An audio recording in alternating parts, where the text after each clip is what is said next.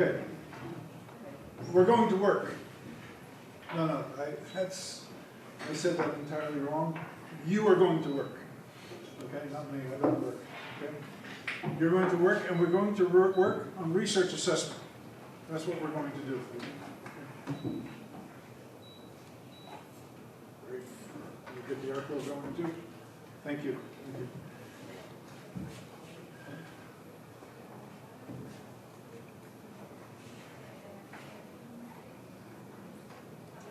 So this is a workshop that's entitled Research Assessment here within the 13th International Conference on Ethics Education, which is organized by the International Association for Education and Ethics. And we're here at St. John's Medical College in Bangalore, India. And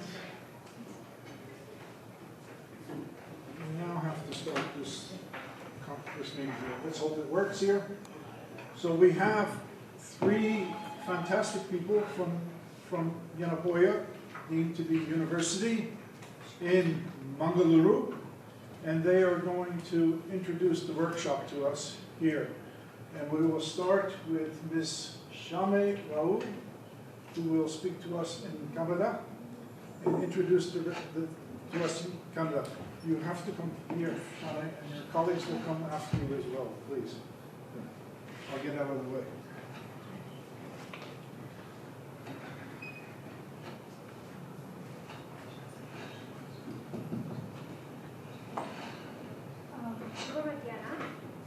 ಎಲ್ಲರಿಗೂ ನಮಸ್ಕಾರ. ನನ್ನ ಹೆಸರು ಶಮಾ, ನಾನು ಭಾರತೀಯ. ಇಂದಿನ ಈ ಕಾರ್ಯಾಗಾರವನ್ನು ನಾನು ಕನ್ನಡದಲ್ಲಿ ನಿರ್ವಹಿಸುತ್ತೇನೆ. ಈ ಕಾರ್ಯಾಗಾರದ ಶೀರ್ಷಿಕೆ ಆಧುನಿಕ ತಂತ್ರಜ್ಞಾನದ ಕಾಲದಲ್ಲಿ ನೀತಿಶಾಸ್ತ್ರ, ಶಿಕ್ಷಣ ಮತ್ತು ಸಂಶೋಧನೆ ಮೌಲ್ಯಮಾಪನದ ಭವಿಷ್ಯ. ಈ ಅಧಿವೇಶನದ ಉದ್ದೇಶವೇನೆಂದರೆ ತಂತ್ರಜ್ಞಾನದ ರೂಪಾಂತರದಿಂದ ಸಂಶೋಧನೆ ಹಾಗೂ ನಾವೀನ್ಯತೆಯಲ್ಲಿ ಎದುರಾಗುವ ನೀತಿಶಾಸ್ತ್ರದ ಸವಾಲುಗಳನ್ನು ಪರಿಹರಿಸುವುದು. ಸಾಂಪ್ರದಾಯಿಕ ಮೌಲ್ಯಮಾಪನ ಚೌಕಟ್ಟುಗಳಿಗೆ ಬೆಳೆಯುತ್ತಿರುವ ತಂತ್ರಜ್ಞಾನದ ಉದಾಹರಣೆಗೆ ಕೃತಕ ಬುದ್ಧಿ ಮತ್ತೆ ಡೇಟಾ ಸೆಟ್ ಮತ್ತು ಆಲ್ಗೋರಿದಮ್ಗಳನ್ನು ಮೌಲ್ಯಮಾಪಿಸಲು ಸಾಧ್ಯವಾಗುತ್ತಿಲ್ಲ. ಆದ್ದರಿಂದ ನೀತಿಶಾಸ್ತ್ರ ಶಿಕ್ಷಣವು ನ್ಯಾಯೋಚಿತತೆ, ಪಾರದರ್ಶಕತೆ ಮತ್ತು ಹೊಣೆಗಾರಿಕೆಯನ್ನು ಎತ್ತಿ ಹಿಡಿಯುವುದರಲ್ಲಿ ಅತ್ಯವಶ್ಯಕವಾಗಿದೆ.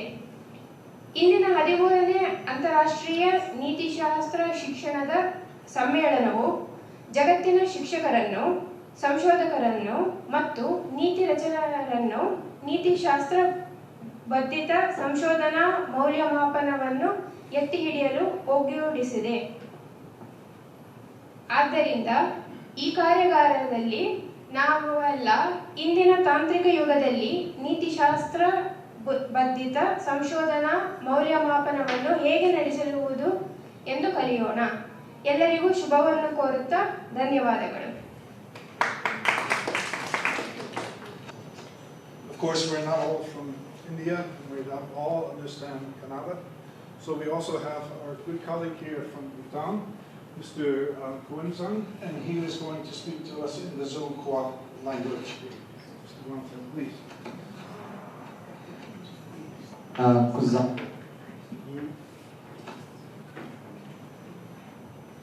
Min di biwachin kinsan selabi maradi duge habli sishuni. Lerim di kitso kinche sheyenda chudri di kapna shipsalgi maomba sermidi digi shipsalda sardegi chudri jutil lamtendi kincheki donglenzu samsilpai in Ralo gichishi jiki digi chimi lorik lacheda nidu chatsen dela algorithm zu zungi tendel zu jipsu pindilu kangil junida del लेरिमदीगी तांडेंदा तांसेल देले डेंटिचु मेटेंजोनिलु किचे शेगिंगी गो खेचु सोरदिन इन गेलची किचे शेगिंगी ड्रोजुम टेंचुसुमपै नाम Gordon थपनी दिलु दिगी शेइन जिमिदा जिप्सेलपा देले सिलजी सोमिचुगी kitchen नबजागी थोले जिप्सेलकी एजी बेमी दिगी दिले लालेन यंतरगी थप जिचु सेलशी बेदो Yelp इन delta की डेतुरदा नेदिन zip जुचुगी थोले लेरिमदीगी ट्रिपली कपलु Chamato Tsumina Tindelchen Dele Kinchen Namjaki Da Egypt Lam Lutsu Yadatani Lu Mi Yil Keb In Che Chachap Gato Tingi Lokjong Nawe Melam Ye Kadinchen. And now we have our colleague here from Nigeria, our good friend Akuma, please. Thank you very much. Ndewo, this is how we do Ndewo. Ahambo Akuma, onye Nigeria. Agama ewebata ngalaba n'asụsụ Igbo. Ọgbakọ akpọrọ Ethics, Education and Future of Research Assessment in Digital Age na-eleba anya n'ihe mma aka omume na esike na mgbanwe digital nke nyocha na ihe ọhụrụ dịka usoro utule ọdịnala na-agbasi mbọ ike nnabata ihe ndị na-apụta dịka ngwa AI dataset na algorithm ọgbakọ a na-emesi mkpa maka agụmakwụkwọ mkpụrụ omume iji ihu na izi ezi nghọta na ịza ajụjụ a na-akwado ya na 13th International Conference on Ethics Education. Ọ na-akpọkọta ndị nkuzi, ndị nchọpụta na ndị na-eme iwu ka ha nyocha ọtụmatụ bara uru maka nyocha dabere na ụkpụrụ site na mkparịta ụka na omume ihe ọgbakọ abụ n'obi nkwalite usoro nlebanya na nsonye mgbanwe na ọkpụrụ omume maka oge dijitalụ. Ana m arị gị niile mmụ nke ọma. Daalụ. So much, Akuma. Thank you. And just one more introduction now. I'd like to ask for an introduction here from a good friend, Dr. Jita Yadav, who established the Indian Research Assessment Forum this week in Delhi. Dr. Jita is with the CoARA-ERIP working group. She's a co-chair, as I am, and as a number of other people are as well. She's also with the National Institute for Plant Genome Research, and she has a project on semantic climate. And she has given this talk on Tuesday afternoon this week in Delhi at the, let's say, the inaugural talk for the Indian Research Assessment Forum, and it is, of course, in Hindi.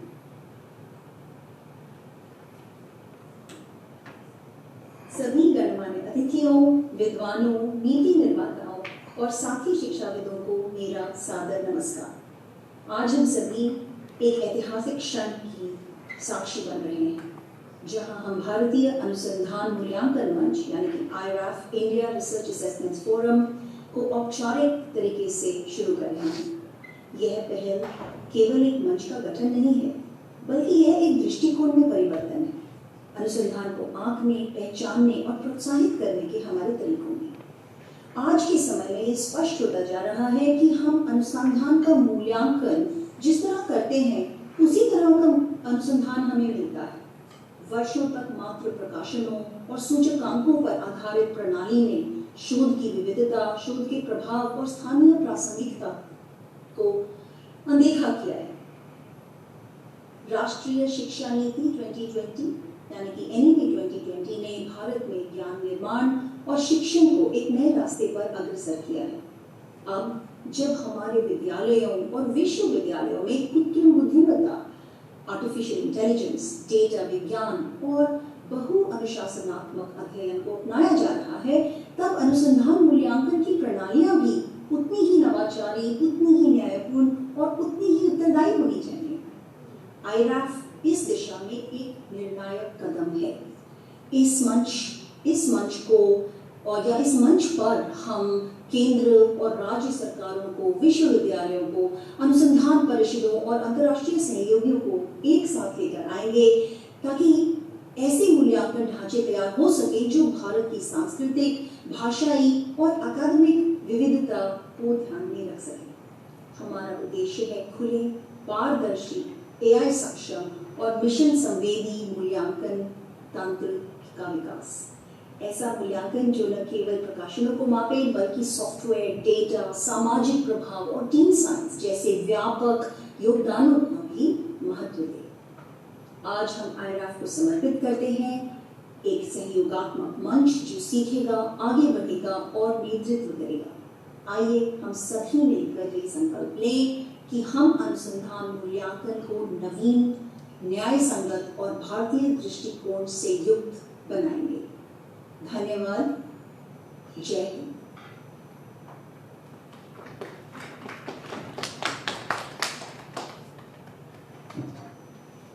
So now for all of you who speak one of those 4 languages, you know what research assessment is about, and you know what the workshop is about as well. And I think that leaves only a few of us who didn't understand. Just a couple of us in the room here. So I think we covered the floor pretty good. I want to thank our colleagues very much for the really nice introductions and for taking the time and doing that. We kind of got together last night and made a scheme, and we did that here. I'd like to also introduce my co-chairs here. Akuma, perhaps you would start here. You've already introduced yourself, I think, in a thorough way, but maybe for some of us who didn't understand you myself, you might do it in English as well. Okay, good evening. My name is Akuma Ifeanyichukwu. I'm originally from Nigeria. So I'm a research ethics scholar from Yenepoya University in Mangalore. So and Dr. Vina Vaswani is my guide, and Dr. Francis is one of my DAC committee member. So and Dr. Bert happens to be my professor, teacher. So it's a pleasure and privilege to be here with you all. And I welcome you, and I am sure that this event will meet your expectation. Thank you. Thank you, Akuma. And then I'll ask also Dr. Bert and Dr. Vina also to introduce themselves here because they are also our co-chairs here. Please, Dr. Vina. Hello, everybody. My name is Bert Gordijn, and I am a professor of ethics at Dublin City University in Ireland. Hello, I am Dr. Vina Vaswani, Director Center for Ethics, Yenepoya, Medical College in Yenepoya to be University. And Francis and I are associated with this particular thing since many years, but now it's come to one particular shape and we're having a discussion. And Professor Bert is also my PhD supervisor. So it's one of the privileged things where I have 9 of our colleagues and students here and this particular thank you.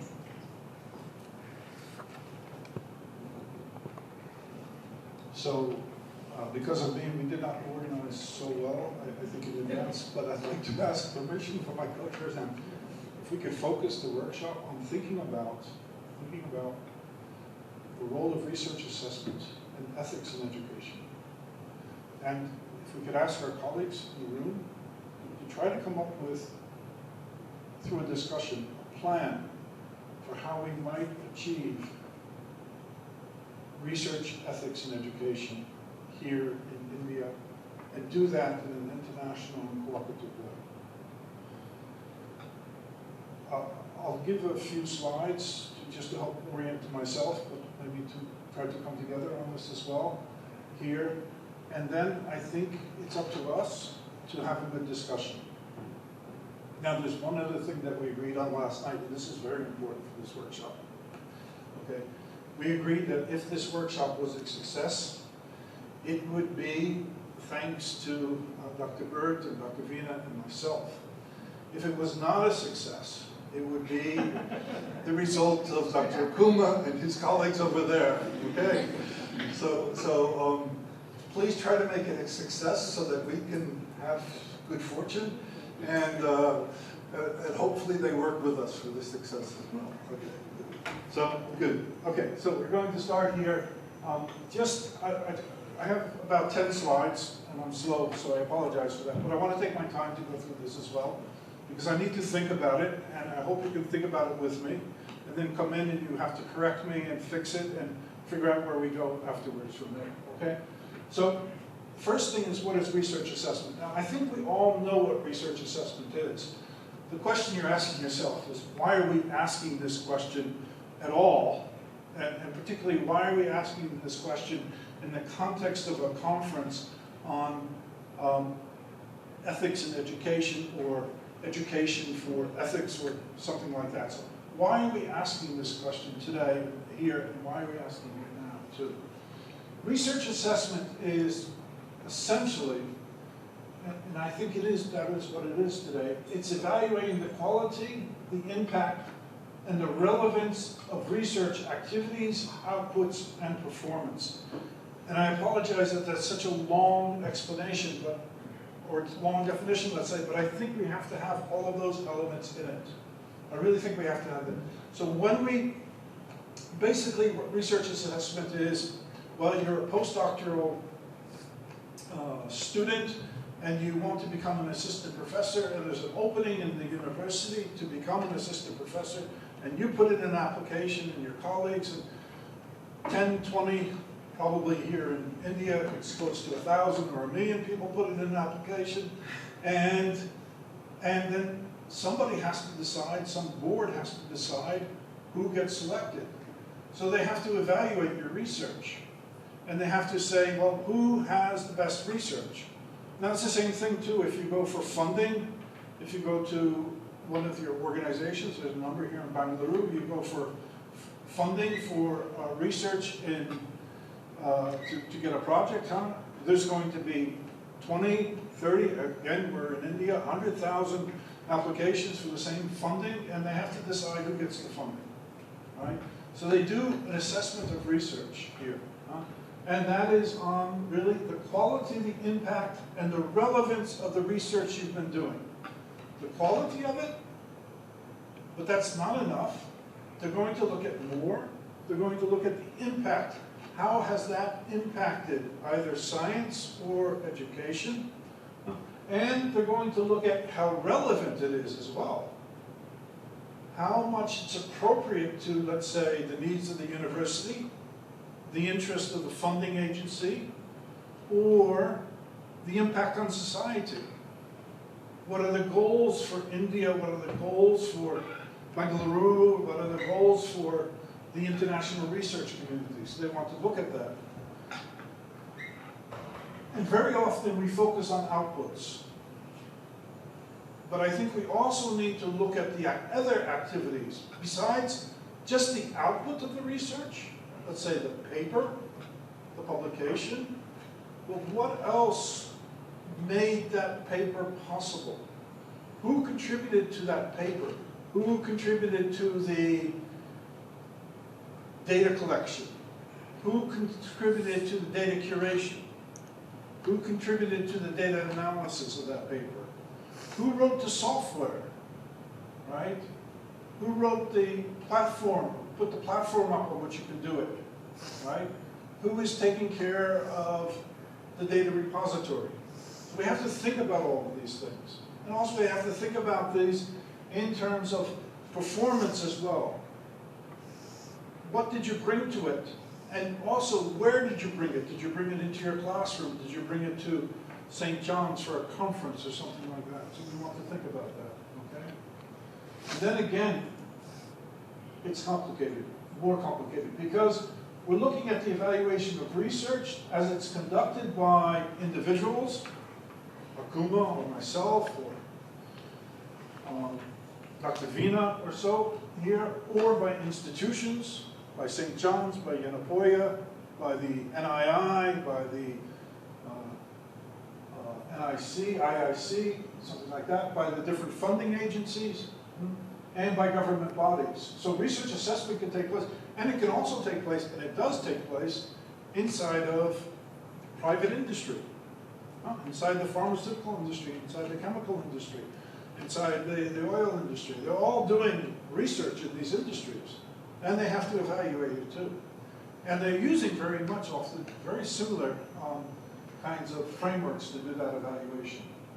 And then just, this is important too, at least in Europe, I think globally now, when we talk about research assessment, we talk about it with regard to two different kinds of entities, or not kinds, but say categories of entities. We put them in boxes, and one of the boxes is research performing organizations. So that would be something like St. John's here, or Yenepoya, or any of the other thousands or millions of universities you have here in India, okay? Or in Leuven, or in Ireland, or wherever it is you're doing it, Hungary, wherever you're doing your thing. And also the research funding organizations. Because research performing organizations have an interest to assess that research as it impacts on their organization, and the funding organizations, they look at that research as to the extent to which it achieves the goals that the funding organization has. People don't give money for, nobody comes in a room and says, you know, here's, 5,000 lakh, go do what you want. Nobody's going to do that.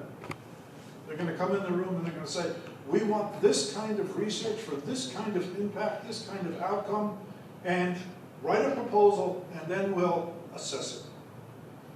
So we have those two kinds of things there too.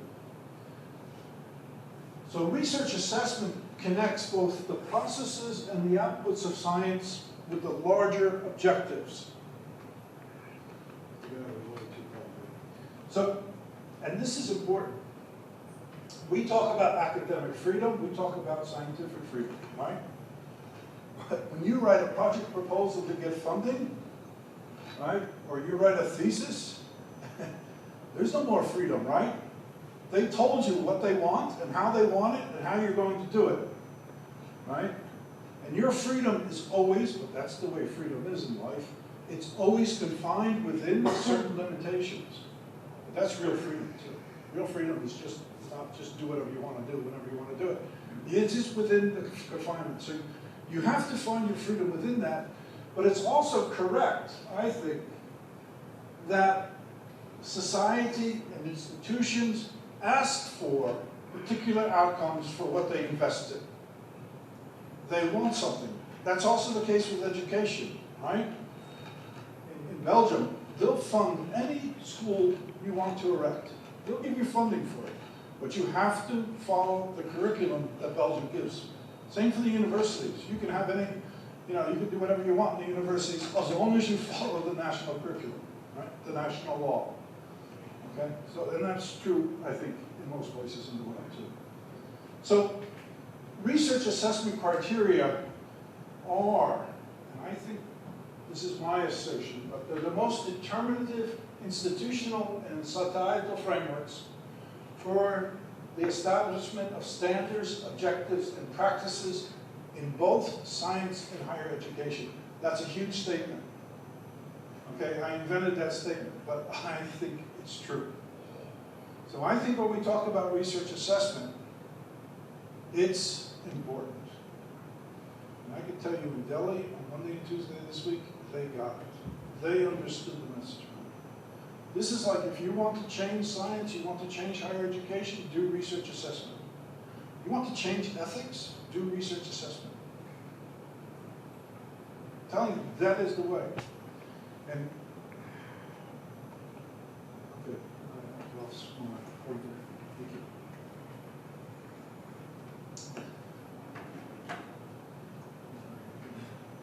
So I'll have to convince you that that's true, but I think it's true. So we have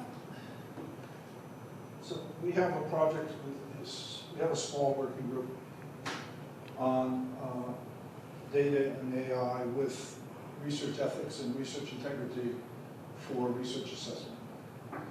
So within this landscape of science and higher education, as we all know, and as all of you have been discussing, not just today and yesterday and Wednesday here at St. John's, but for the last 2 years at least, AI is there, right? So we have the rapid integration of AI coming on the back of a complete digitalization of our societies. All of us are involved in that digitalization of society, okay? You go here to the tea garden, you want to buy a cup of tea and a bun, right? You use your telephone, right? So that's it, we're already locked in, we're all locked in, okay? So that means that besides these traditional metrics, like impact factor, H-index, rankings of universities and so forth, besides these traditional factors that are basically the factors that we've been using since the 1950s in order to do research assessment, we have to start to think about, well, how is science actually taking place? How is higher education actually taking place, right? What is it that leads to a good scientific output? What is it that leads to a good output in the classroom? Okay, and that's what we want to assess. And now there's a number of groups like DORA, CoARA, the Barcelona Declaration. They're all against these impact factors and H-index. My way in life is never be against anything. If you don't like it, you don't think it's sufficient, you don't think it's correct, and they have good reason to think that this is all run by publishing industries, right? We have sold science more or less to the publication industry. We did that, we chose to do that, that's where it is, we leave it there, okay? My way in life is, if this path is blocked, if you don't like the path you're going down, find your own pathway. Make your own pathway. That's what we have to do. So DORA, CoARA, Barcelona are giving us, let's say, new pathways to do it. I don't think we'll kill this publication industry. That's not my experience in architecture. Underlying this, though, underlying all of this, this is about publications, this is about software, this is about AI, it's about data, it's about data farms, it's about the European Open Science Cloud, it's about the Global Open Science Cloud, it's about the African Open Science Platform, it's about all of these things. But underneath it all, and on top of it all, are ethic, legal, and epistemic concerns. Epistemic just means truth. That's the Greek word for truth. Just, those are the words, those are the things that underlie it all. This is why it's interesting to me, otherwise I wouldn't be interested. Of course, underlying science and education are these kinds of, not just constraints, not just frameworks, but also these are the things that make it possible as well. Ethics, legal, epistemic, these are the things that we should care about, and we do care about. So I'll say something about CoARA-ERIP's vision. CoARA is the Coalition for Advancing Research Assessment, set up by the European Commission with the ALEA, which is the European Academy of Academies of Science and Education and Arts, also with a number of other big organizations, university organizations and so forth. Anyway, and within that, we have a small working group, about 170 people, it's global, on ethics and research integrity policy for responsible research assessment in data and artificial intelligence. So the key word here, of course, if you know grammar, is policy, right? That's what that working group is about, it's policy. And you can see we're focused on AI and data-centric science because there's like 15 or 16 working groups in CoARA. We're just one of them. It's not important or anything like that. but we're the one that's focused on data and AI. I don't know why others didn't do that, but we're doing it. And it's a multi-level engagement. We're looking at people and communities, as well as institutions, funders, policies, and tools. You can see from the opening here, we're concerned here, people and communities. You have to be very careful what you focus on in life, what you think about is what you think is important. And what we're committed to is reliability, inclusivity, and truth. So with regard to data and AI, this is essential for science to get this right, and that's reliability. But also, in order to do this, we're going to have to bring together knowledge. And that's going to be really difficult. One more thing is we're committed to truth as well. Just keep in mind policy, because you'll see this on the next slide. And I'll tell you a story about that. Oh, not this slide. Go on after it there. So anyway, we look at cross-disciplinary impact. I think a better word today is, I didn't like it when I first started using it, but I started to like it more, transdisciplinary too. We have to work across disciplines. We have to, this is really difficult. It's going to be really difficult because we have science since Aristotle divided up into different categories and so forth. And we have to keep those categories, we have to push those categories, those different disciplines as we call them, different schools, physics, chemistry, philosophy if you want, ethics, journalism, whatever it is. But we have to work across these disciplines somehow. So it's a cross-disciplinary, transdisciplinary. But today's world is about putting these different disciplines together and making them work. That was also the case in the past, of course, but today even more so, I think. And we focus on data and AI, and for the ethical development of research and institutions. This is our subject, this is our focus. Okay, if you want, in a different way. Data and AI are our subject, ethics is our thesis. And AWORK works to develop a human-centric, quantitative and qualitative metrics, indicators, and tools for data and AI. So a lot of the complaint has been about all of research assessment has been done in a quantitative way by using metrics that are built by basically the industry. What journal did you publish in? What is the impact factor of the journal? How many citations did you have? All this kind of quantitative analysis in order to evaluate you and your research unit and your university and your country, if you want, with regard to the value of the research that it's producing. And also with regard to the value of the education it has. And what people like Dora, CoARA, the Barcelona Declaration, and there's many others too out there, what they want to do is to move towards more qualitative indicators. So they come up with things like, instead of using your regular standard CV, they want a narrative CV, where not only do you say, you know, I did this, I went here to school, and I went there to school, and I published this paper and that paper, and I taught this course and this course. They also want you to put it into a narrative where you tell a story where you can give more meaning towards what you're doing. You also have, for example, on peer review, there's working groups looking at how they can do peer review in a more, let's say, qualitative way than just purely quantitative, and other things that they're looking at too, that probably I don't know, or certainly I don't know about as well. So these are our work streams. Again, policy comes in here. So the most important word actually is missing here, I realize today, but the first thing we did, so we have 3 work streams. One looks at, let's say, landscaping mostly. The second one at policy, and the third one at tools.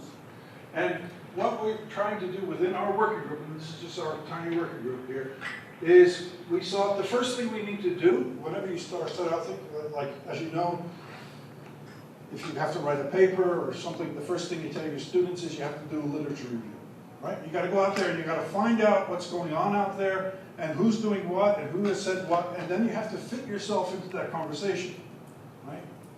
So here too, when we start this project, we said we have to do landscaping. So we have to look at the literature, all the literature that we can find out there related to our topic. We have to see who's doing this stuff. Oh, Dora's out there doing this, Barcelona's doing this, there's other people who are doing things that are related to us. We have to look at that too.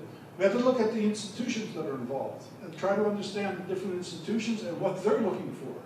Okay? What does the European Commission really want? What do they need? What does the University of Leuven need? What does some other college? So that's what we looked at here too. And then, on the top of that work stream, we decided we needed to come up with a policy framework. Why policy? Policy is important because it does two things. Firstly, policy establishes objectives. That's the first thing it does. And then the second thing it does, it establishes a pathway to achieve that objective. So you can have an objective, but you don't have a policy. Okay? You can have a pathway, but if you don't know where you're going, you still don't have a policy. Right? You have to know where is the church at the end of that pathway. Where is that place I'm going? Okay? And then you have to lay out that pathway, we call that method in science, to get to where we're going. Okay? That's what we have to do. Right? So we need a framework, we need methodological guidelines, same word thing almost like that here. But a policy, the most important thing about a policy is by setting a goal, setting an objective, laying out a pathway, then you can go together. Right?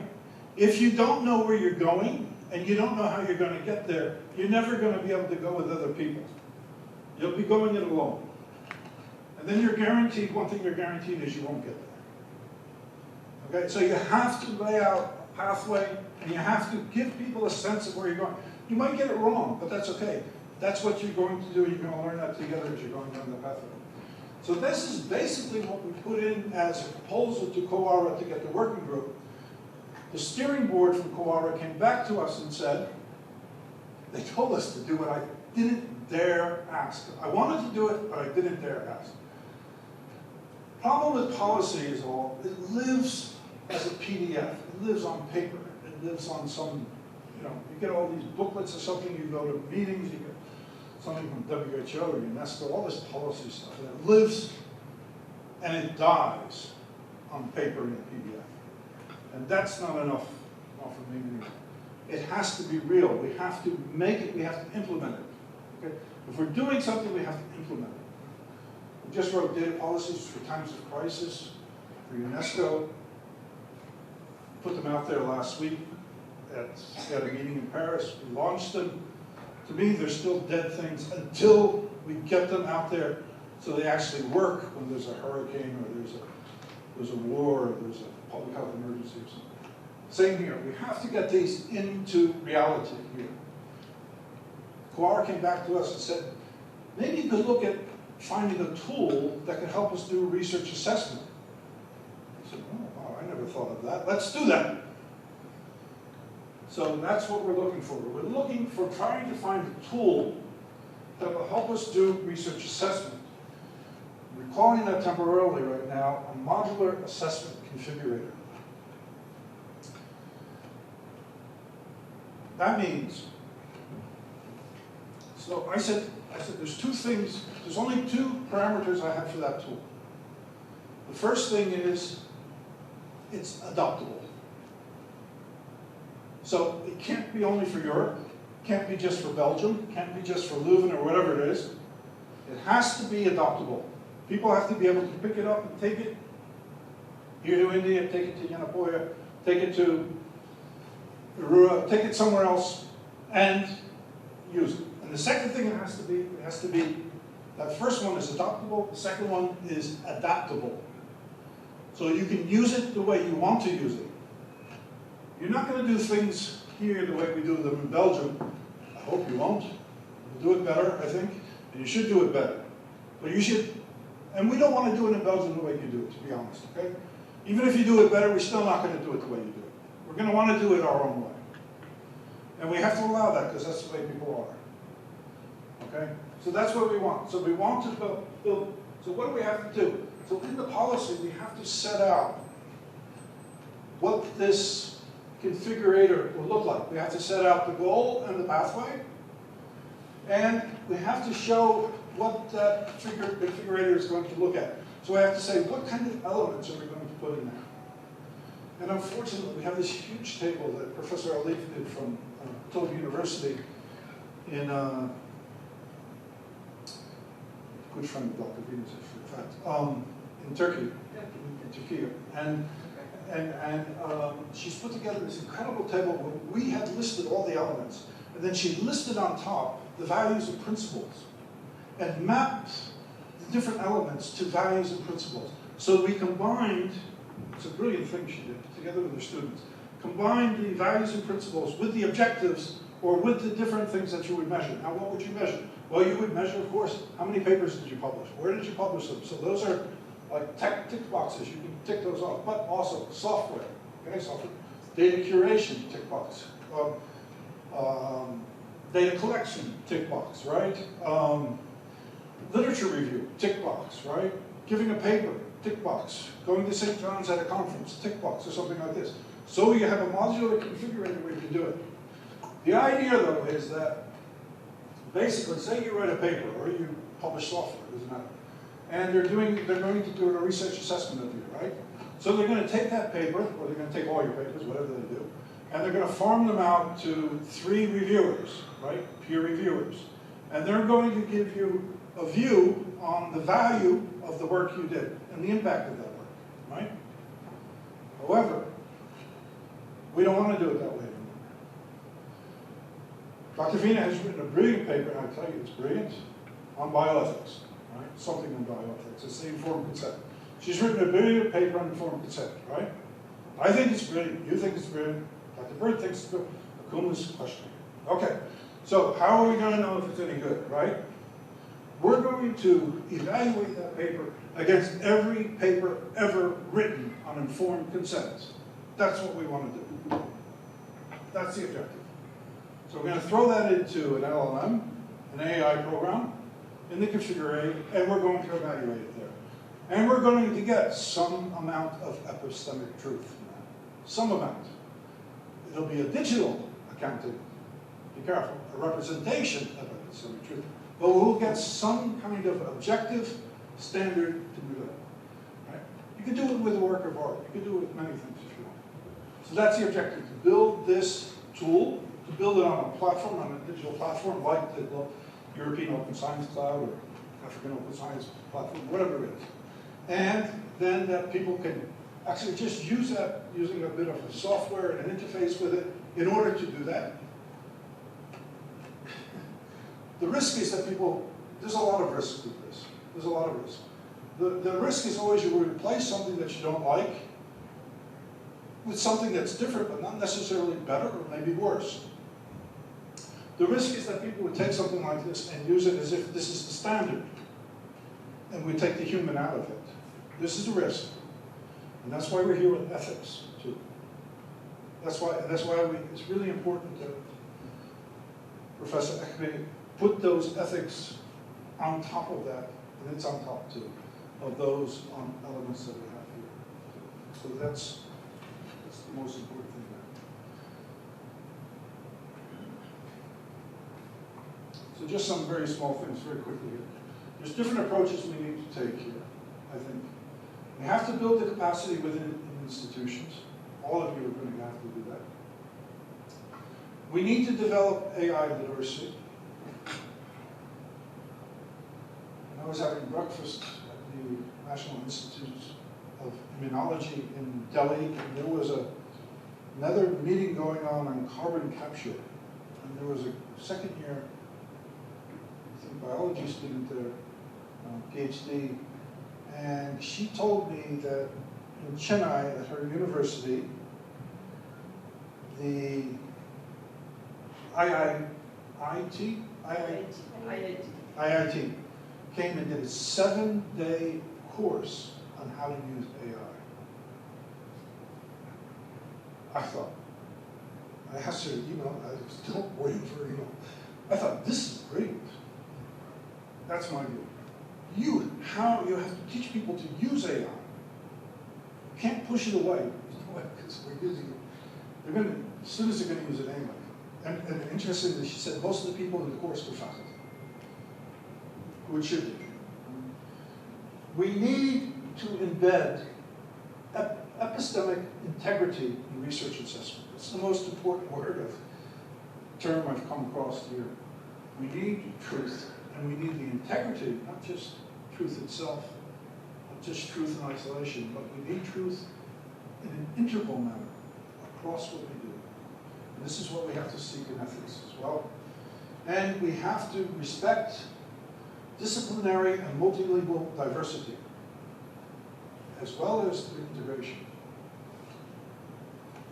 Just going to go back if I can. To build this modular, we have to build the Library of Alexandria. It's the only way to do it.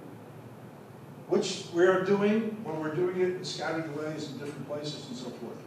So we need some kind of instrument to bring that together.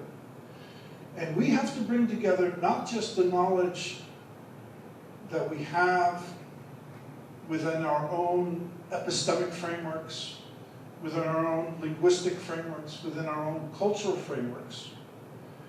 We have to bring together knowledge across the board. We're able to do that now. We just did that today when we opened the meeting. That's what we did. And that's what we have to do. It's not because I'm into DEI or anything like that. It's not because I want everybody to live in one big happy family. We're not going to do that, I know that. But it's because this is the best goal to have at the end of our pathway. This is the best way to do science, and this is the best way to bring teaching and learning into higher education. And we have the capacity to do it today, and we just have to do it. And if they won't do it in Europe, we'll do it in India. So that's what we're here for. We need national approaches. And that's really important. We do live in nation states today. That's the way our world is divided. That's the way we have our jurisdictions, our legal frameworks. We have to work in those frameworks here. This is like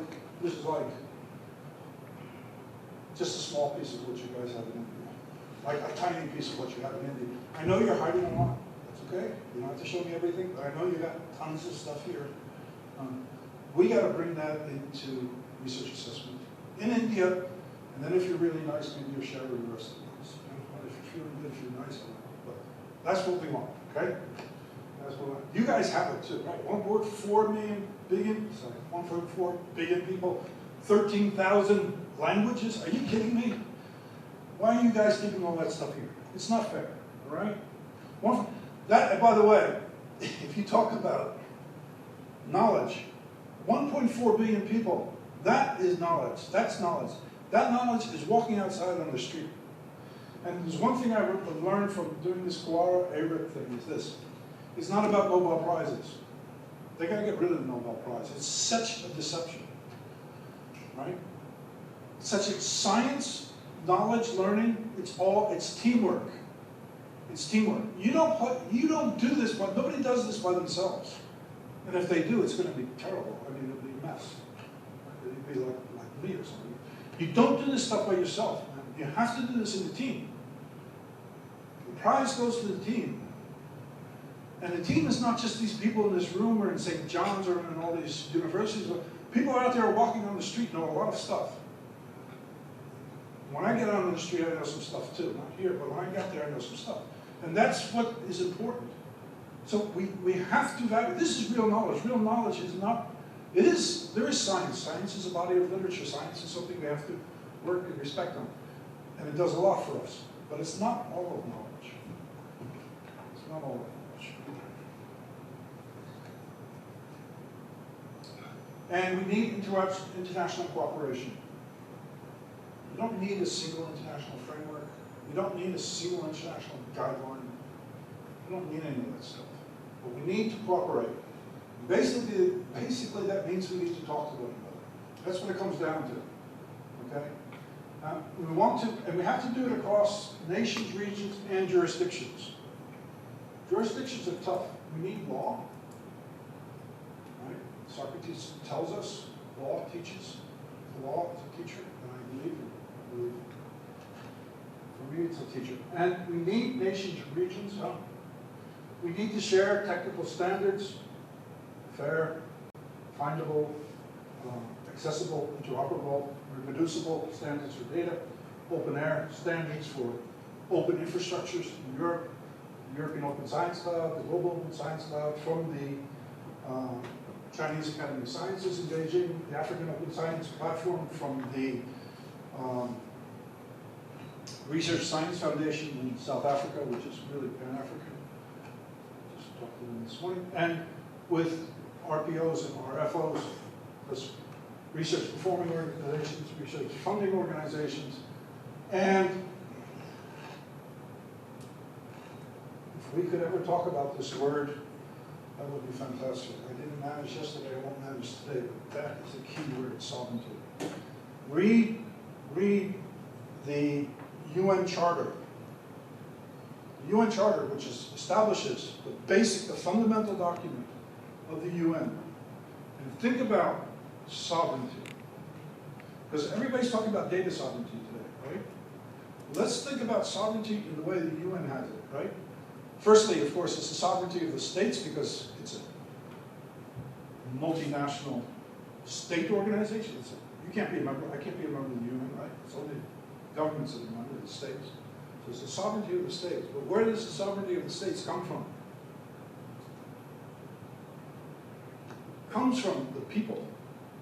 It says so in the first or second paragraph. So it's from the people who decide they want this government, this state. So there's a basic sovereignty of the state. But then there's a limitation to both the sovereignty of the state and the sovereignty of the people. And what's that?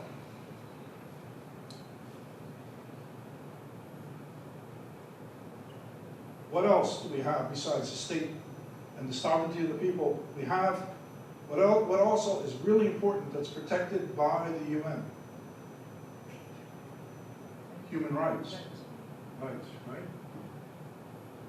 We have the Declaration of Human Rights, which is a weaker document, legally a weaker document than the Charter. But it's a limitation on the states of their authority, their power over the individual, which is then indirectly a limitation of the will of the people, the collective people, over the individual.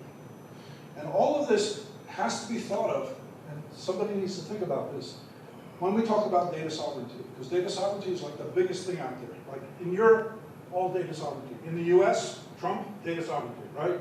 China, data sovereignty. India, data sovereignty. Africa, data sovereignty. Everybody's concerned about sovereignty, who owns the data, who's responsible for the data. Privacy, confidentiality, all that stuff is tied in this word. And we have to put that into a larger context of human beings, states, communities.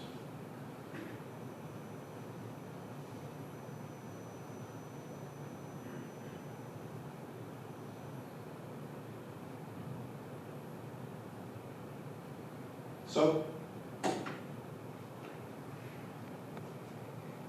research assessment cannot be only a technical thing. It cannot be only a committee thing. It cannot be only a policy. It's not going to work. The other thing that I was thinking about with this is, in this world of AI, how are we ever going to teach people how to write? Like, you know, if I write a paper today, if I write this presentation, I start with ChatGPT. That's where I start. Right? And usually it gets more than I could ever get, right? So how do we, but when I started writing, I learned how to type when I was very young. Thank goodness I can't write.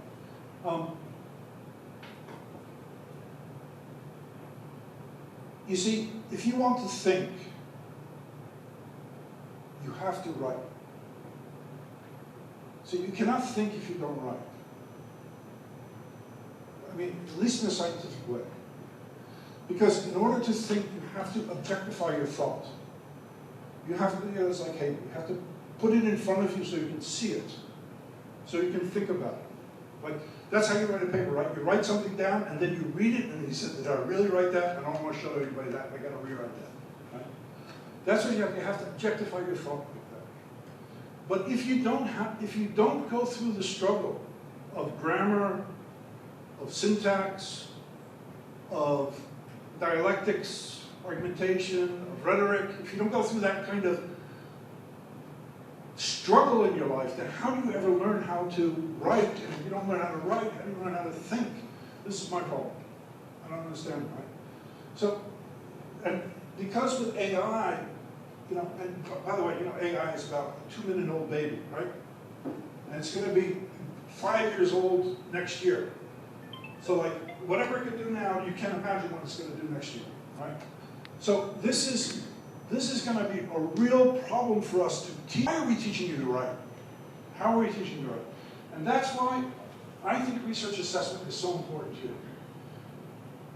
We need to use digital tools to drive ethics and research integrity. Not only ethics and research integrity to drive whatever we're doing, as like the backgrounds of things that we do. We have to use it to drive that here too.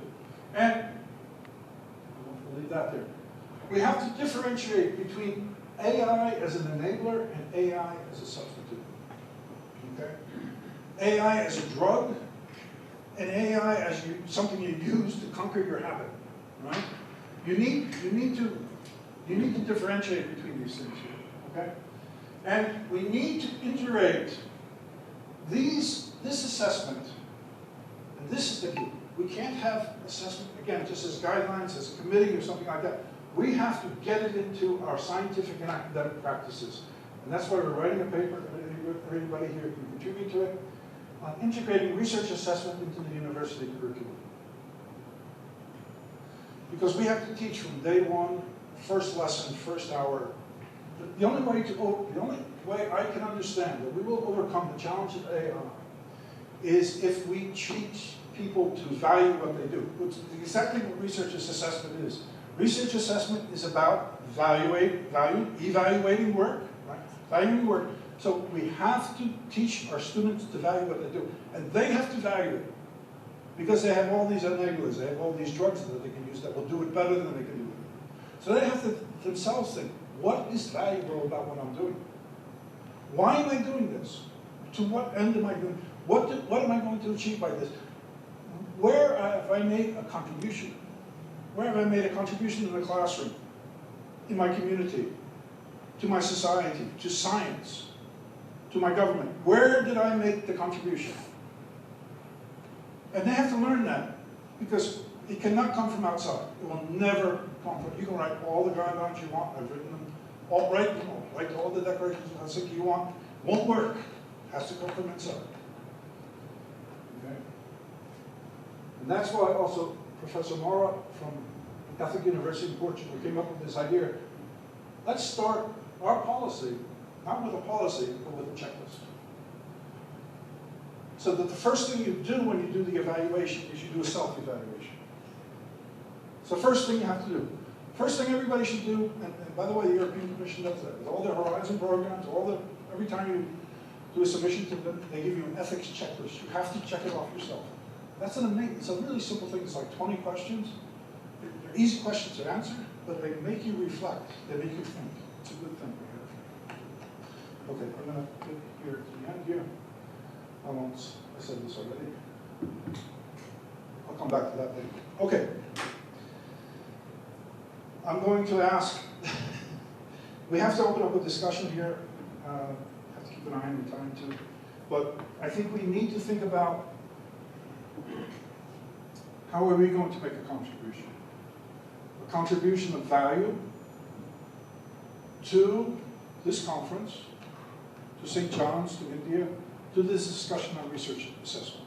How are we going to make a contribution, and this is where your people are the experts here, you and I am, to education ethics. How are we going to do that? Can we use this? Or, if I'm entirely wrong, Akuma usually tells me I'm entirely wrong, we'll find out. But we have to find out how are we going about this here. So I'd like to to first go to Dr. Vina and Professor Bert and ask them to try to make sense of what's been discussed so far. Please. Please. Thanks, Francis. Can I be somewhat provocative? Please, yes, please. More than appreciated. So I think this is all really interesting and very useful. But in a certain sense, it might be out of date in a couple of years. And I'll explain what I mean by that. If we look at the contributions of AI to research, I think we can categorize those contributions into three roles that AI can play. The first is AI as a tool. The second is AI as a collaborator. And the third is AI as an autonomous scientist, as a full-fledged autonomous scientist. Now, I'll give examples of all three.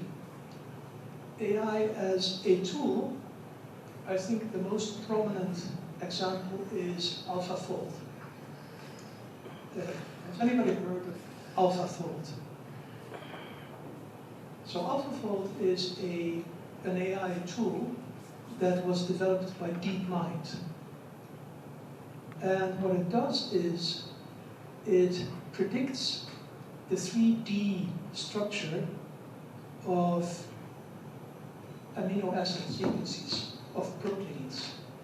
So if you know the 1D sequence of amino acids that make up a protein, it's very difficult to predict, or it was very difficult to predict the 3D structure.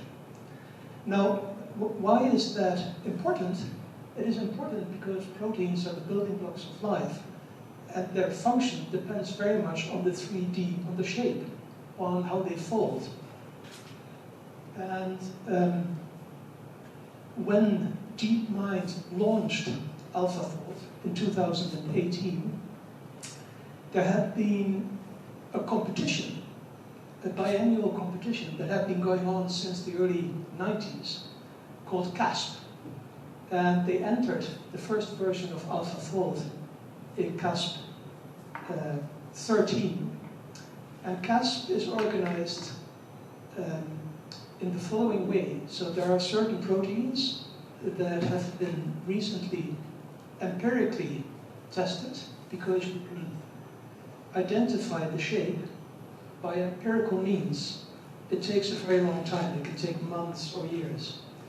And the CASP competition, led by a scientific team, they would gather a couple of recently empirically identified 3D structures, and they have not been made public, and then different teams can go into competition and predict the 3D structure of those proteins. AlphaFold immediately won, was immediately number one. Then DeepMind revised the AI system, and in 2020, at CASP 14, it reached a level of precision that is the same as the level of precision of empirical methods to identify the 3D structure. Now, when AlphaFold started, there were 170,000 proteins known in terms of their 3D structure. And they had been identified by long, long work. So usually a postdoc or a PhD student would work on this for months or years. AlphaFold 2 has, in a short time, identified 2 million plus 3D structures of all the known proteins, has set up a database, and it's accessible to scientists, and it can be used, and it's used by the pharmaceutical industry, and it is hugely helpful for science. But it is a tool. Now, the second category, AI as a collaborator.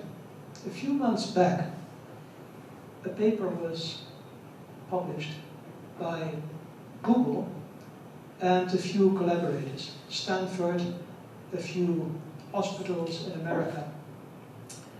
And the title is Towards an AI Co-Scientist. You can easily find it on the web. And this system is a collaborator. So it goes beyond just being a tool. What it does is it develops hypotheses. So it's a scaffolded multi-agent AI system. It has different 6 or 8 agents, a review agent, a competition agent, and so on. It develops hypotheses, it tests those hypotheses. The hypotheses go in a tournament, and there is an ELO ranking amongst the hypotheses. Different agents, different loops. In the end, they take the most plausible hypothesis and test it. So they also devise wet lab tests. And it was validated with 3 tasks. The first was focused on repurposing drugs, known drugs. The second was finding new targets for liver fibrosis. And the third was explaining antimicrobial resistance of bacteria. The system produced plausible hypotheses and did the tests. And in the third case, which was the most difficult one, it came up with a theory that coincidentally was developed by a research team, not made public yet, that had worked on this theory for 10 years. So this is a collaborating system, because a scientific team would give it a research objective and would communicate with the system all the time. Now the third category is AI as a fully autonomous scientist.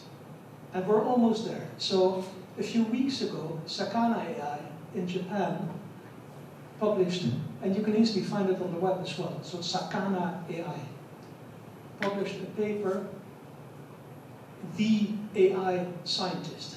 That's the title. So they produced a system that can not only develop hypotheses and test them, but can also write the paper from scratch. And they had it write several papers, and one was accepted in a very prestigious machine learning conference. Now, most of the papers were on math and machine learning, because that's an area where AI can almost do autonomous research. Now, this is a very longish explanation, but just to contextualize what I mean if I'm talking about AI as a tool, as a collaborator, as an autonomous scientist.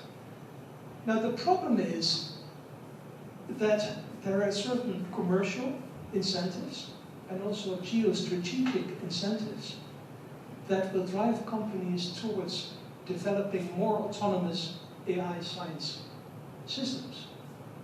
Because you want speed in innovation, especially when it pertains to military research on offensive weapons like intelligent smart drones or defensive capabilities.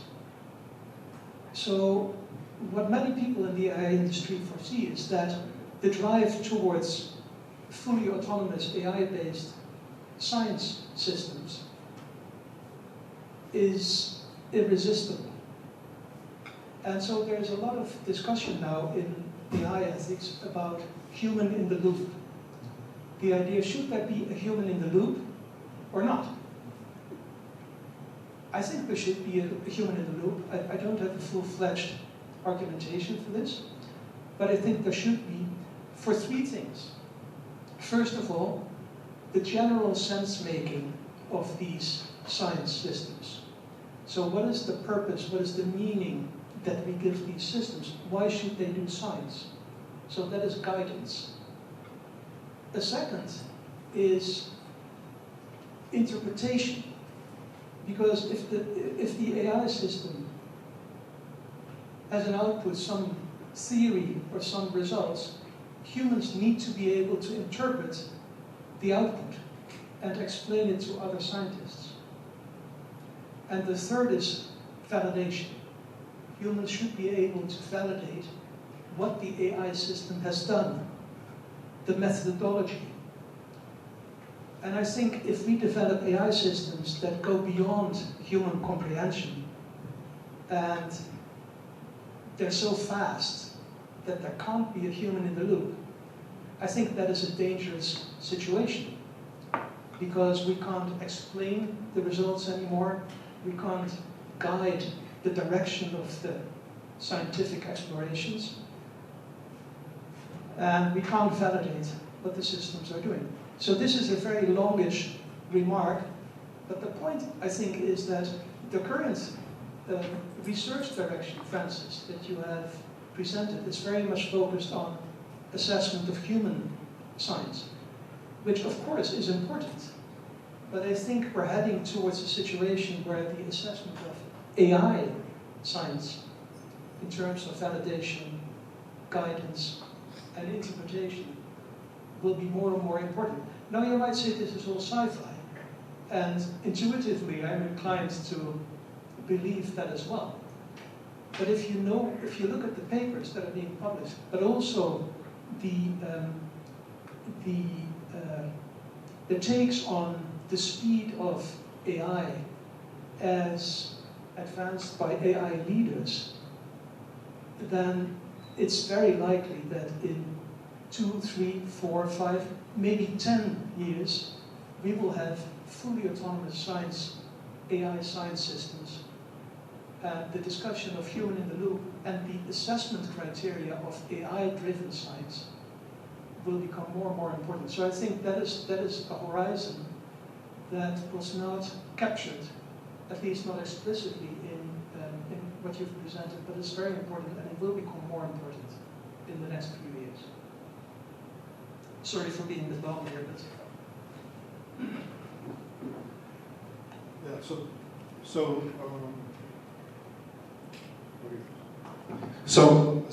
so now I know why I came to see James. That is fantastic. We have to go over here to the bad people. Does Professor Bert, what do you think about what he said? Is he correct? Am I wrong? He's right? How are we going to do that? No, but seriously, Shama, would you give a reflection on what Professor Bert just said in the general context of what we're discussing? If you could, please.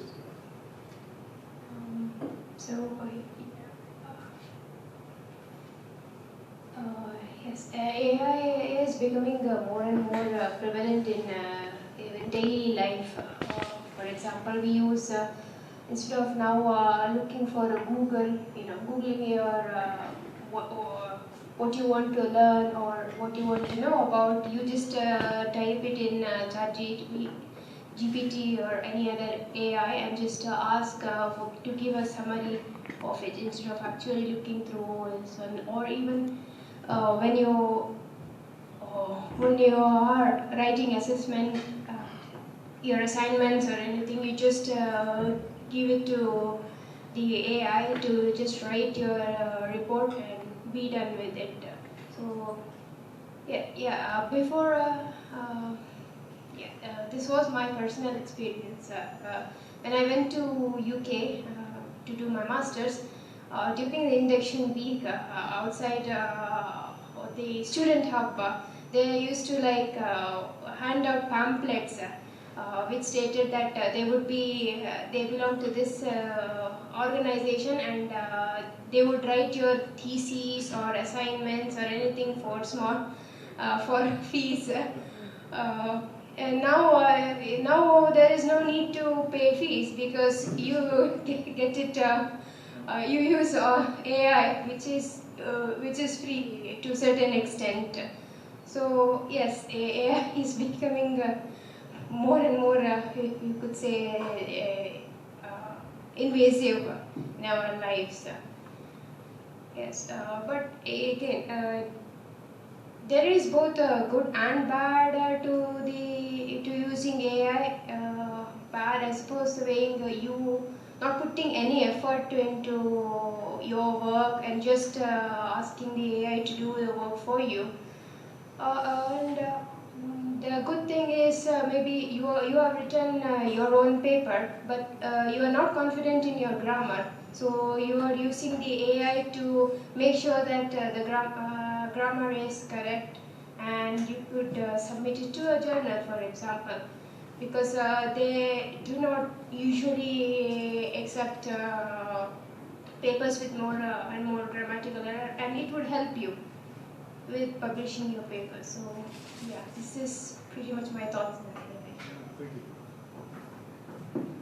you. Thank you. There is no right or wrong to say regarding this. I think what you just presented was talking about research assessment using AI tools. And you talked about two things. You said it must be adaptable and adoptable. So that is where Professor Bert comes in, that there's a gap which you need to consider, which need to be considered in the development, which he talks about agentic AI. So the last time I checked, I know that AI cannot be an author. So even if it is written by an agentic AI, I think somebody has to take responsibility. Whoever gave that command should take the responsibility, and same pretty much all the parameters that will be integrated into the tool can still be applied to it, with special consideration, maybe an additional criteria which we need to look into as he highlighted. Akuma, say something more, please. Okay. Say something more about responsibility. Okay, when we say responsibility, when you talk about responsibility, it means it means you have a task given to you. There's a task assigned to you, which you are to do it, and if whatever outcome that comes from that task, either good or bad, you should be willing to be accountable, held accountable for it. That is what responsibility means. It means good or bad, your actions, good or bad, whatever comes from it, you should be held accountable for it. So and it's only human being that can be held accountable. Machine cannot be held accountable. So that is where responsibility comes into play. Yeah, stay. I just want to say one thing. The International Science Council in Paris is launching right now a working group on publications and research assessment. And they come together in just what you said. The definition of an author from the Bible, the definition of an author is to be responsible. That's the definition of an author. If you look at the International Council of Medical Journal Editors, their guidelines, which are the standard guidelines for authorship in scientific publications today, right? First thing is, you have to take responsibility. And that connects us to AI research assessment. Yes, like I said, AI cannot be responsible. It can hold responsible AI or any tool. I use a tool, for example, to commit a crime. You can't come and arrest this fool. You have to arrest the user, isn't it? So that is the user that has to take responsibility. AI remains a tool, and only a tool. So it's the user that takes responsibility of any outcome of using that tool, such tool. So that's what responsibility simply means in the layman.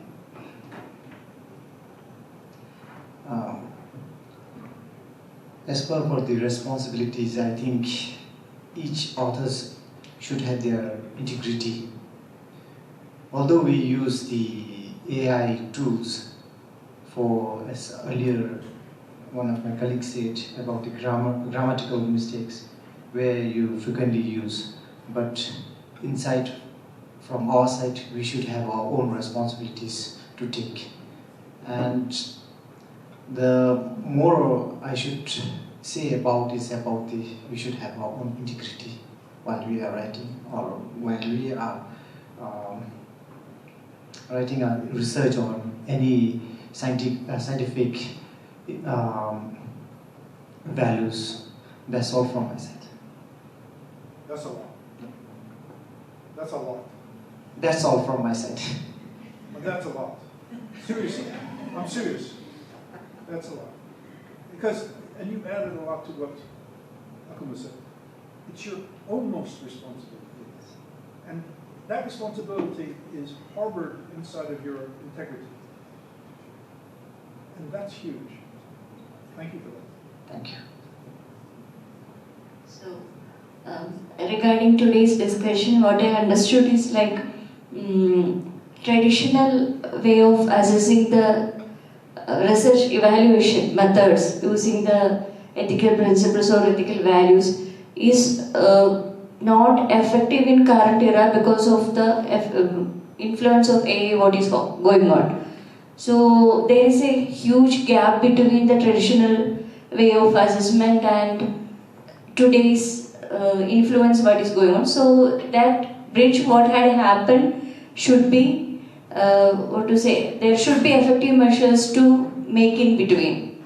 And in my case, I am a beginner, I don't know deep regarding what is AI technology and all. So, and I am trained in ethics. So I also need to train in AI to comment more regarding what can be happened. That's a thing what came to in mind. And one more thing, as Bert sir had commented, like AI can be used as a guide, collaborator, as a partnership way. So how we are seeing, what is your perception regarding that, how we are using that with a dignity or integrity, that's important. And in my personal experience, during my research project, I used just all my transcripts I entered in this just WhatsApp meta, what it shows to know regarding what is their aspect regarding what it's my codes and themes matches or something like that. So I got amazed, like it had shown all the themes and codes whichever related to the tribal community and research integrity, what other researchers had done. Not along with me, it had went deep in. So more collaborative process, those are things it had given. So it's my integrity whether to choose that or go with my own project. So there lies as a research ethics person or anyone. So it's their own choice to follow whatever it is. Thank you. But you know, just a second, you know, Yes. one very important part of science is we learned in the beginning, right? You do a literature review, right? Yes. Right? So one very important part of science, and take Thomas Aquinas if you want a philosopher, right? I mean, all he ever did was put things together. Yes. Right? I mean, that's not fair, but he did more than that. But he was always, you know, every time he wrote something, he would say, St. Paul said this, and the philosopher said this, and somebody else said this, and the chemist. So he put all this stuff together. And this is part of science, too. This is what we have to do in science. We have to synthesize. We have to bring things together, right? So that's what you're doing in your research, too. So I wonder, do you have to choose between what I think and what the AI is telling me that other people have already thought? But regarding research, we are sticking on our research project, which is based on our scientific, we already have an aim and object. Based on that, we had gone into. It's not related with the AI or what it processes. So what our study was, we have to stick on the result what we got, not on the AI. If it is an analysis technique, okay, fine. If we are telling in the protocol itself, we are using AI or we are integrating or we are analyzing most of the literature review and but my study was like, I am going into community, taking details from them, taking interviews, and I am analyzing the things, what is going within the community and the present situation. AI may not be knowing that. Yeah. I am the person who is experiencing the things. So I want to write my experience, my data collection, my course themes, what results I got. So there is absolutely no need to integrate AI with that. So if that's a different aspect according to me. Thank you. I agree with what you said. I think there should be human control over AI. It's very convenient in accessing knowledge. AI is very convenient in accessing and using knowledge. But then when you said it overpasses us, and then who's in control of AI? And all these values, the earlier person said, we are humans and we have to retain those values. We need human beings in charge of AI. That's what I think. I would like to reflect on few things that using AI for review of research. AI automated screening of research proposal, and also it may be helpful to reduce the inter-reviewer differences. Like two people can come up with two statements for one research proposal.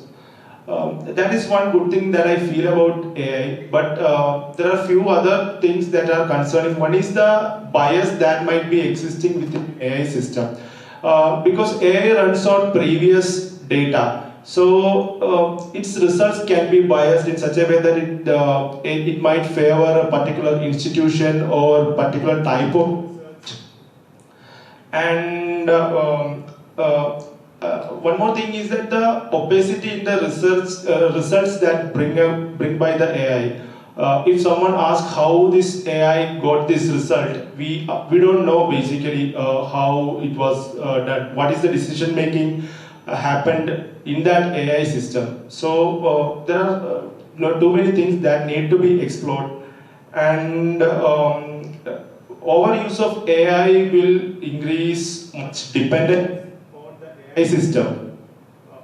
These are few things that I would like to reflect upon. Thank you.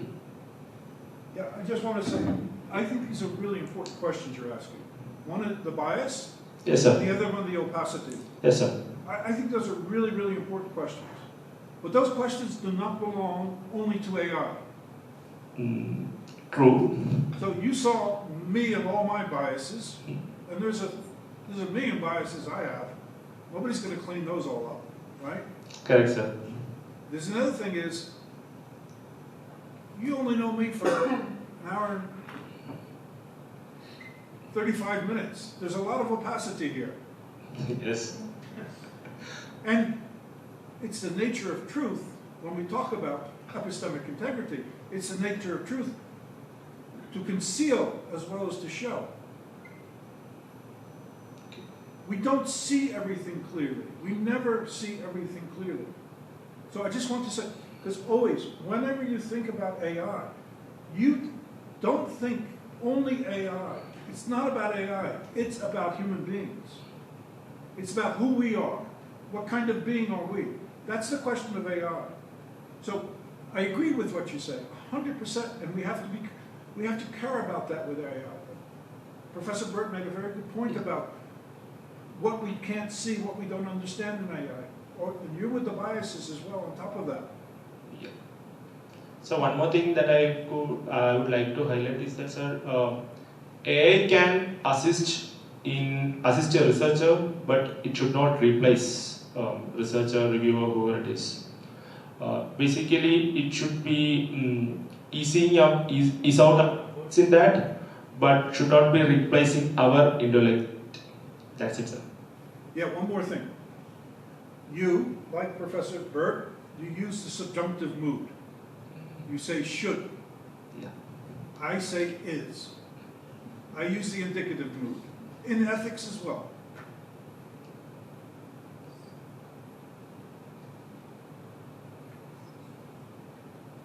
Think about it.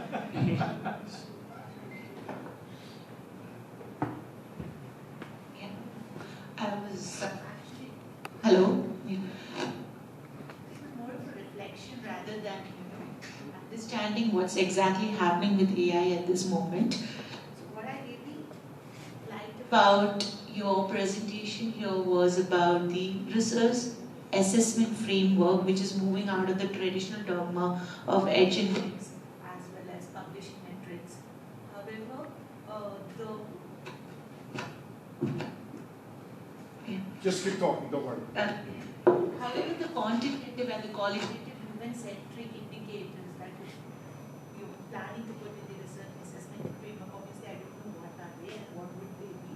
I hope that they will outpace and or will be in somewhere in the same standards as how Professor Bert said that AI is at the moment outpacing the human-centric loop, if it is what you're saying, if it is acting like a collaborator, if it is acting as a co-scientist, if it is acting as a tool, I think the research assessment framework also will be in the same standards to be able to come and bring in that human-centric interloop or the loop that will assess, you know, the same quality and the standards that we presume we want all of us to have. So that's my reflection on it. Yeah, thank you for that.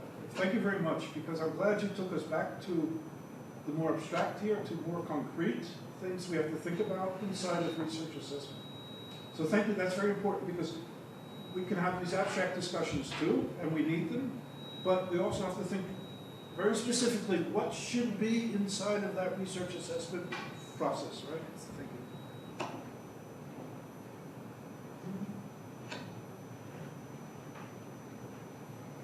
No, try.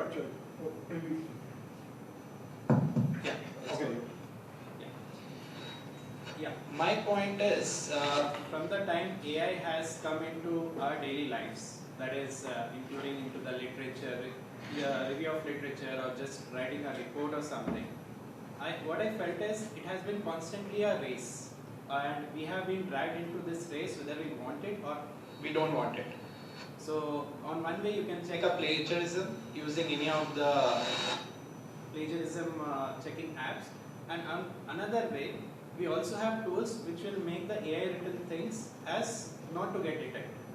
So it's a constant race, and rather than arguing that whether we should include AI or not, it has become a race, and we will have to find out the ways to stay ahead of autonomous AI.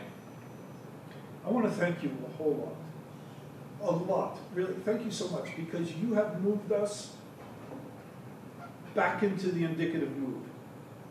This is the way the world is. Nobody in this room is going to decide what happens with AI in the future. I mean, maybe somebody, but it won't be me. I don't think it'll be Professor Vina or Professor Bert. I think this is the world we live in. So we have to find our way within the world, in itself, as it is, of itself, whatever, right? That's how we have to do it. It's given to us. But we can find a way.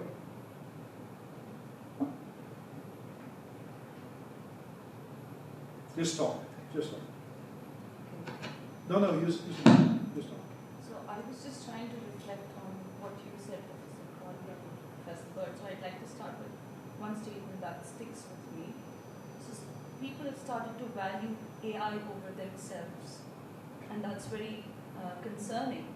But I think there are three aspects of AI that make us value AI more than ourselves for certain tasks. One is the speed, something that I could do myself over, maybe it would take me months or a few days to write. AI could do that in seconds. So that is the speed. The expertise, areas where I don't hold expertise, AI can give comments as if it is an expert in that area. So AI has speed, expertise, and accuracy. So some of the things that I might not be accurate enough, AI can give me those accurate results in a very short time. So I think these are the three aspects of AI that make us value AI over ourselves. But there's one very important thing that we have to remember, that AI is trained by humans. And as we give prompts to the AI model, we are training it. For example, if I want AI to write a paper for me, I could give the AI model a piece of my writing and tell the AI model, make sure that this sounds like my writing. This sounds like a human piece of writing rather than AI, so that it can't be detected by these AI detector tools. So I think while we make the assessment framework somewhere, we also need to take into consideration that as the use of AI is becoming more and more prevalent, it's also us contributing to the AI becoming better with its writing skills. And somewhere it is through human contribution that AI is what it is. So we need to realize we are still in control, and it is humans who have made these AI models. So that was one thing that I would tell. And there's another buzzword that I hear, which is called prompt engineering. So what we ask AI to do for us are our prompts. So somewhere if we want, I see that a lot of my colleagues in research are already using AI. So as ethicists, somewhere we have to think, what are the prompts that can be considered ethical?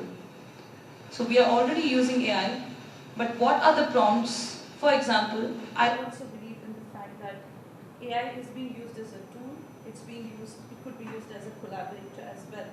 So what are the prompts that make AI a collaborator, that make AI a tool? And somewhere the assessment framework should be able to objectively say what AI has done. Has it been independent as a researcher? Has it been a collaborator? Has it been a tool? Professor, those were my reflections. Thank you for those reflections. There's a lot. I think we could spend the rest of the next week on what you're talking about here. I just want to pick up on one word, if I could. Just my own personal thing is curiosity. And I thought it was, I've never heard this somebody mention. So you have those three aspects of AI: speed, expertise, and curiosity. I've never heard somebody talk about AI as opening up curiosity. But in fact, that's what it does, in a way. I think you're right. And curiosity is essential to science, and it's essential to learning. Because there has to be a wanting to know, a wanting to discover. Because without that, Aristotle would say, there's no possibility. Without the passion, without the pursuit, there's no possibility of learning or knowing. Francis, can I just please. So, very brief reaction to your remarks. And you hinted at it already, I think, in your presentation. There is this idea of, I've looked at it myself, contributor role ontologies and taxonomies. And that's a very difficult phrase for the idea that you provide a standard list of roles to specify individual contributions to a piece of research. And you basically stated about who wrote the software, who acquired the grant, who did the editing, who drafted the first version of the paper, and so on.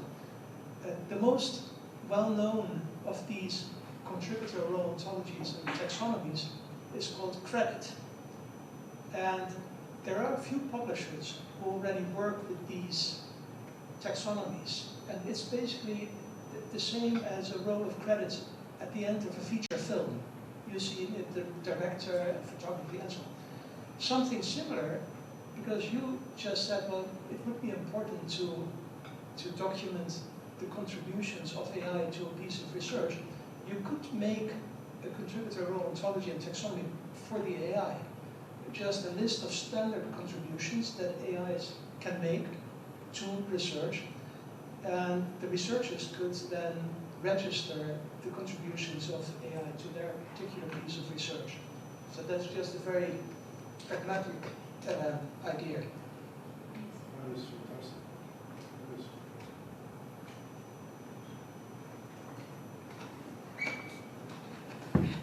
So, unfortunately, I have not been here for the talk, but I have been listening to the reflections, and I want to share some thoughts as well, because I too do work very recently only, but I do work and like to work with ChatGPT. I have very similar experiences and thinking about it, and what I find is that you can also lead quite deep philosophical talks with ChatGPT. I also can ask ChatGPT about the way he thinks or he draws conclusions. I can ask him, why do you draw this conclusion and not another one? And he will explain that to me, and then I find myself asking, what's the difference? What is it doing different from us within these epistemic processes? Is there really such a big difference? And might there come the day, the moment, where we must attribute kind of authorship to AI because the conclusions it draws are his own. In German we say geistiges Eigentum. I don't know how that term translates. Intellectual property. Intellectual property, yes. So that would be a question. Can there be intellectual property? Can AI have intellectual property? Intellectual property rights. And then when I was going to ask the same question. You're going to ask. I was going to ask the same question. You can ask the same No, question. that's all right. No, you ask the same question. You will do it better. Or different. The same. Exactly the same. Dr. Crawley, I think the beginning of your talk, it was very optimistic. I was thinking that, okay, fine, now we don't have to worry so much Can I about... interrupt for a minute? Sorry. Could you just introduce yourself first? I should have asked that before. Oh, okay. It's not polite of me, I didn't ask that. Just introduce yourself. I'm Dr. Manasa. I'm an emergency physician here. So I'm attending the conference. I work here in the same hospital. Thank you. So not so much on the ethics side or the research side, but more on the clinical side. Yeah. So your talk was very, gave a very good optimistic view of what the future could hold for research metrics and parameters to evaluate the quality of research. I think I just dropped. So when you said we are going to move away from peer-reviewed and impact factor, I think that was very optimistic. But then when Professor Bert pitched in, and we saw that AI is there to compete with you, and you may not be able to do as well, as good as what you imagined you could, because you have a very strong competitor. So my reflection was that, are we playing catch-up to AI? Did we just wake up from all the corruption and drudgery that's been going on in research because there is somebody superior to us, or there is somebody who's doing a very matter-of-factly kind of a work, which is AI, and we woke up now and said that no, I need more integrity in my research, which is why I want a research assessment module, something like how we are reacting to climate change. It's already here, it's irreversible, but then now we want to speak up and say, I want to prevent the world from collapsing. So that was sort of my dark observation or an instinct that I had, that I thought I should not shy away from just saying it out loud, hoping that you will again give some beam of optimism to what I said. So that's that. And second was exactly what Madam said there, that should we start giving credit to AI at the end of all of our papers? Isn't that also test to being, what we discussed about all this week? Isn't it, wouldn't it be unethical if we do not give credit to AI? Wouldn't that stand against the principles of what we are discussing? We need to work with integrity and virtue ethics and all of that we've been talking about. So that's brilliant. Pia, that was really good. You did good. You used the word somebody. No, keep it. For you. You said somebody. Who was that somebody you were talking about? Do you remember? You said somebody. I really don't know. I thought you might have been talking about AI as somebody. Yeah, probably. That's really interesting, right? Yeah. Right. Akuma? I wanted to say something. We should be clear what credit, when we talk about credit, you should know what it means and what authorship means. If you mean credit to be what it means, we're already giving credit to AI by disclosure, acknowledgement that we use this yeah, that was already done. But if you're talking about authorship, then it's a different thing altogether. So we need to be clear. So we have a course this summer we're going to do with Force 11. This is this international organization on publishing, and the title of our course is "Where Have All the Authors Gone?" You know, where have all the flowers gone? Where have all the authors gone? Right? And it's very interesting because when ChatGPT came out in the beginning, and everybody was flustered, they didn't know what to do, so the publishers all said, ChatGPT, AI cannot be listed as an author. It's not an author, right? And the argument they used was Akuma's argument, because they can't be responsible.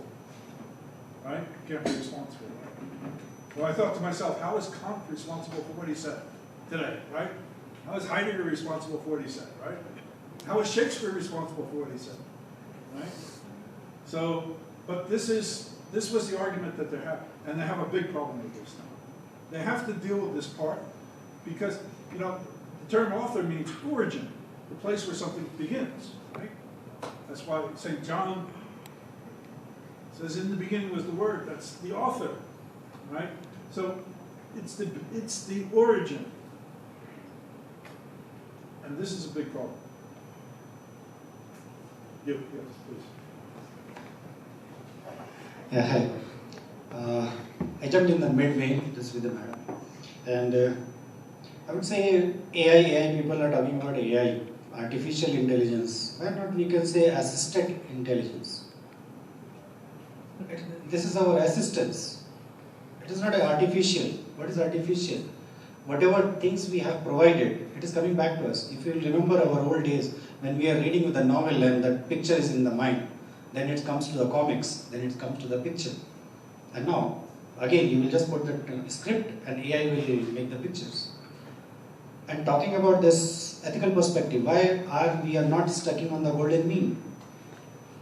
Why it is right and wrong? There is no right and wrong. We have to be stuck. If we are honest and honestly using, there is no harm. I am agree with Professor Bert. See, it is a tool. It is a tool.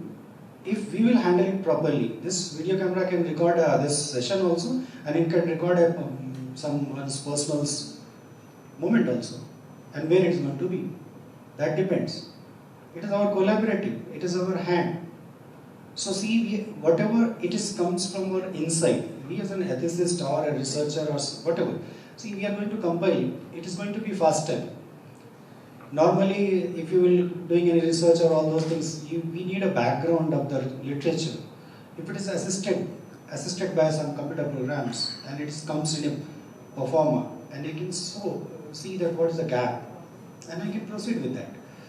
So you can reach the conclusion at very less time. So my reflection is like that: ki AI is not bad unless and until we are going to be bad. Credit, intellectual property rights, it depends. Intellectual property right, it is my idea and it is assisting me. So definitely whatever outcome is that, I am accountable, I am responsible, it is my right. So this is my reflection on that. Sorry, your name? Nasir. From? From Yenepoya. Thank you. So, I'm glad you said that. I have a problem. It's a big problem. I'm not sure, I don't know why, but I believe that thought is something we participate in. It doesn't belong to us. So my problem with artificial intelligence is AI now or in the future going to be participating in thought? So that's the question you raised in the beginning. Is it really intelligence? Or is it assistance? Assistance. Okay. Me is it assistance. Okay.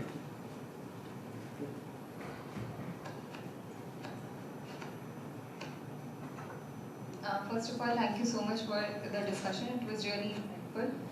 And I was intrigued by a few of the points, which was that we use research assessment as a tool to reinforce the value of integrity among researchers. But that was contradictory in the sense that when we are doing research assessment using AI-based models of using parameters which are put in a software which gives us results, then in a way are we using AI to actually reinforce integrity? And then to circle it back, we also want AI to be ethical, and we also want to train AI on various prompts and models so that it gives results ethically. Then second point that has stayed with me was one point that Professor Bert said about AI ethics, and that we should have human input when we are assessing results from AI. so that we can explain the results given by the AI tool and also validate those results. These are very useful conclusions to draw because unless we have a filter or a human filter to assess the results or the analysis done by AI, we will not, as is our inherent nature, we are having this discussion among people because we value human discussion, we value thoughts, right? So to have a human intervention in those results which are given by a tool would reinforce the fact that would basically validate and our mind would be more stable. It will be more acceptable to those reports given by the AI tool. Having said that, do you think down the line we will have these assessments which are now we are saying human interventions of AI analysis? Would this also become AI autonomy down the future? That AI is assessing its own results because AI is getting trained each time we are giving it input. So these are all I feel it's a vicious loop. So one of the points which one sir and ma'am presented here was that we have to either make prompt engineering very specific or we have to stay ahead of AI in order to be able to be its master forever. I'm not sure, but I think you just went ahead of Professor Bert. Dr. Vina, do we need to stop now or can we continue? I have nowhere to go. I'm stuck in India. Yes, please, Bert. We will have, I think the General Assembly of the International Association will be here in this room. Okay, so at 5 o'clock, and we need some, I think 10 minutes to set it up with Zoom, and because it's a hybrid meeting, so maybe we should think of wrapping up. Yeah, I would like to get some closing comments from Professor Vina, and then we will have some other closing comments, and then we'll get out of here. Okay? I'll try to be brief. Yeah. Thank you very much for the beautiful way the things took place and everybody's contribution into it and trying to fit it where moderation was done very nicely by Francis. When we look at AI and we are asked a question, I'm reminded of a huge elephant being touched by 4 blind men. So you could either look at the feet and call it a pillar, or a tail and call it a string, or poking to the eye and call it so.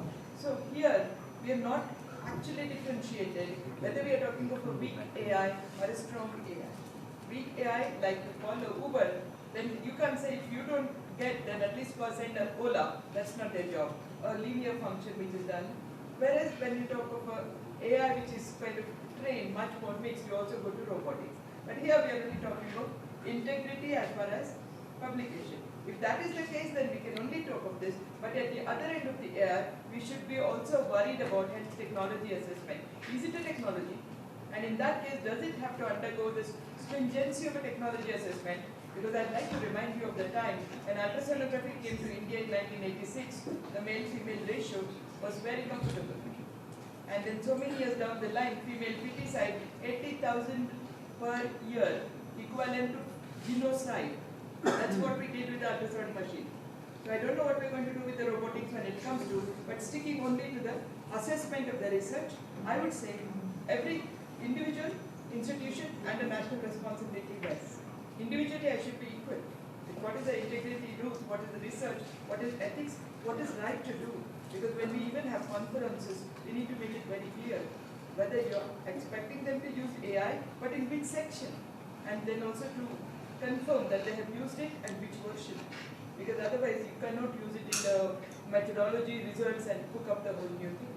That's one thing. Having said that, how do we train is by embedding ethics modules and putting AI into them and aligning ethics education with the assessment criteria. Because when we say assessment criteria, then the researchers are evaluated not only on the outputs, but also on the processes, that including the data stewardship, the transparency, and the algorithmic accountability. So that's important.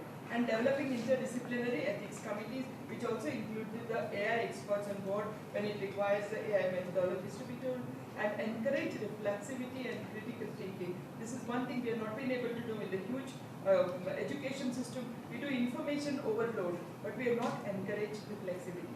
And it also has got a lot of biases in the form of risks. That is, we should be careful of the bias.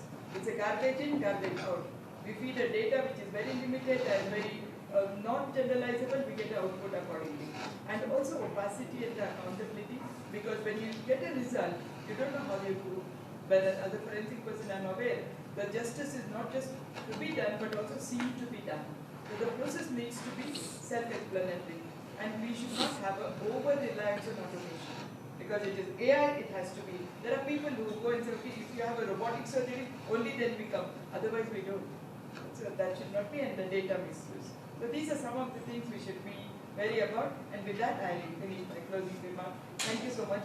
And also my Dr. Bert was my mentor, philosopher, guide, and also Francis, who literally put me into this field, forcibly drawing me during the COVID. Thank you, sir. So, just a few remarks from me and from a few other people before we go.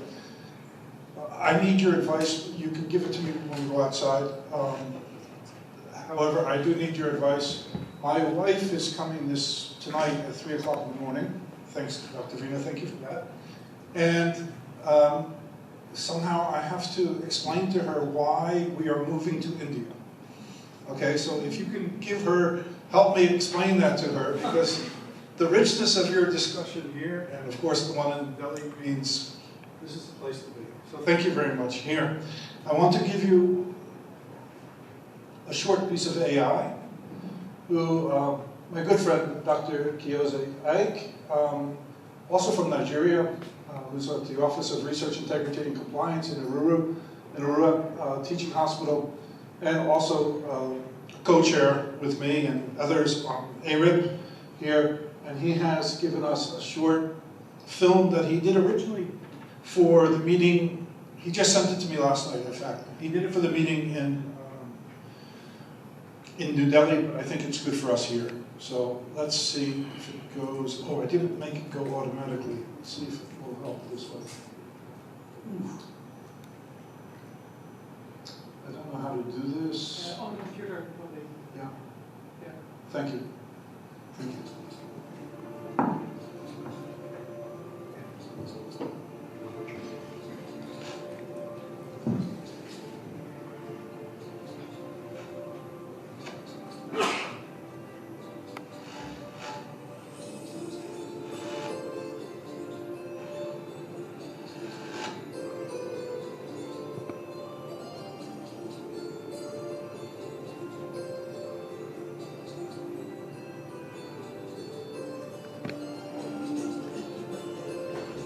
In the bustling heart of New Delhi, beneath the shade of a neem tree in the courtyard of a centuries-old university, Mira adjusted her silk shawl as she welcomed a gathering of scholars, students, and policy leaders from across continents.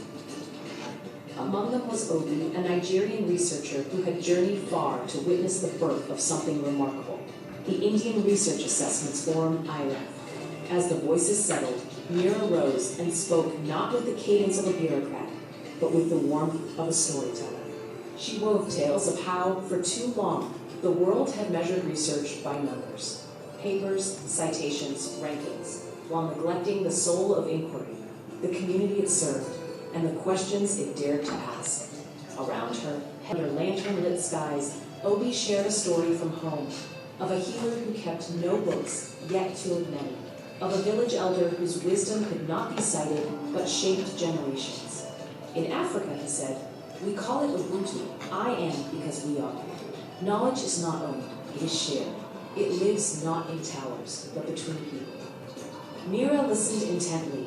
She saw in his words a mirror of India's own traditions, its multilingual legacy, its plural wisdoms. That night, something shifted. IRAF would not be just a policy tool. It would be a living promise to measure what matters, to honor voices long ignored, and to blend tradition with technology in a way that spoke both to Silicon Valley and to the sacred riverbanks of Varanasi. In the months that followed, IRAF became more than a forum. It became a movement. Students used AI to trace forgotten languages. Researchers built frameworks that respected both code and culture. And elders were invited to peer review innovation, not for impact factor, but for relevance. Across India and Africa, bridges were built, not of concrete, but of conscience. And as Mira wrote in her journal beneath that same neem tree, let this be the era where research assessment is not a gatekeeper, but a guide, ethical, open, and deeply. As the sun dipped below the horizon of Lagos, Obi stood before a circle of young African scholars beneath an iroko tree, his voice steady with conviction. India has not just launched a forum, he said. They've extended a hand. The Indian Research Assessments Forum dares to assess research not by prestige, but by purpose. And it calls us, Africa, to respond, not with applause, but with Ubuntu. He paused, letting the word linger like a sacred rhythm. Ubuntu teaches us that a breakthrough in one corner of the world must echo in the lives of all. If India is rising, then we must rise too, not in competition, but in collaboration. A hush fell. Then a student asked, "Can we create our own forum?" Obi smiled. Yes, and not just a name. With Ubuntu, we can weave our ethics into the framework, assessing research by its hewing, its justice, its relevance to our people.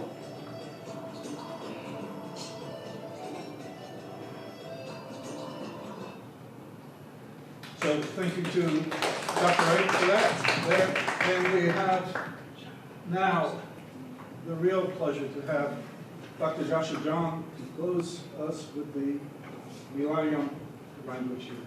Dr. Joshua, please. Just in a few minutes. Yeah, she's fine. She's fine. Take your time. Thanks. So sorry. എല്ലാവർക്കും നമസ്കാരം. ഞാൻ doctor Josna, centre for ethics Yenepoya യൂണിവേഴ്സിറ്റിയിലെ അധ്യാപികയാണ്. എന്നിൽ നിക്ഷിപ്തമായിരിക്കുന്ന കർത്തവ്യം എന്ന് പറയുന്നത് നിങ്ങൾക്ക് എല്ലാവർക്കും നന്ദി പറയുക എന്നുള്ളതാണ്. അപ്പോൾ ഇന്ന് നമുക്ക് വേണ്ടിയിട്ട് അതായത് നൈതിക വിദ്യാഭ്യാസം എങ്ങനെയാണ് ആധുനിക ഗവേഷണത്തിൽ പ്രാധാന്യം അർഹിക്കുന്നത് എന്നുള്ള വിഷയത്തെപ്പറ്റി ഏറ്റവും നന്നായി നമുക്ക് വേണ്ടി ക്ലാസ് എടുത്ത ഫ്രാൻസിസ് സാറിന് ഞാൻ എൻ്റെ പേരിൽ നന്ദി പറയുന്നു. അതുപോലെ തന്നെ ഈ വിഷയത്തിൽ വളരെ പ്രാധാന്യപരമായിട്ടും അതുപോലെ തന്നെ വളരെ എഫക്റ്റീവായിട്ടും നമുക്ക് വിഷയങ്ങളെ പറ്റി ചർച്ച ചെയ്തു തന്ന doctor Veena Vaswani ma'am, director centre for ethics Yenepoya university, ഞാൻ എൻ്റെ മെന്ററിനും അതുപോലെ നന്ദി പറയുന്നു. കൂടാതെ പ്രൊഫസർ ബെർട്ട് സർ വളരെ വളരെ എഫക്റ്റീവായിട്ടുള്ള ചർച്ചയിൽ പങ്കെടുത്ത് നമുക്ക് ഈ വിഷയത്തെപ്പറ്റി നല്ല രീതിയിൽ ഒരു അവബോധം തന്ന സാറിനും ഞാൻ നന്ദി പറഞ്ഞുകൊള്ളുന്നു. കൂടി എല്ലാവർക്കും എൻ്റെ പേരിലും സെന്റ് ജോൺസ് മെഡിക്കൽ കോളേജിൻ്റെ പേരിലും നന്ദി അർപ്പിച്ചുകൊള്ളുന്നു. നന്ദി, നമസ്കാരം.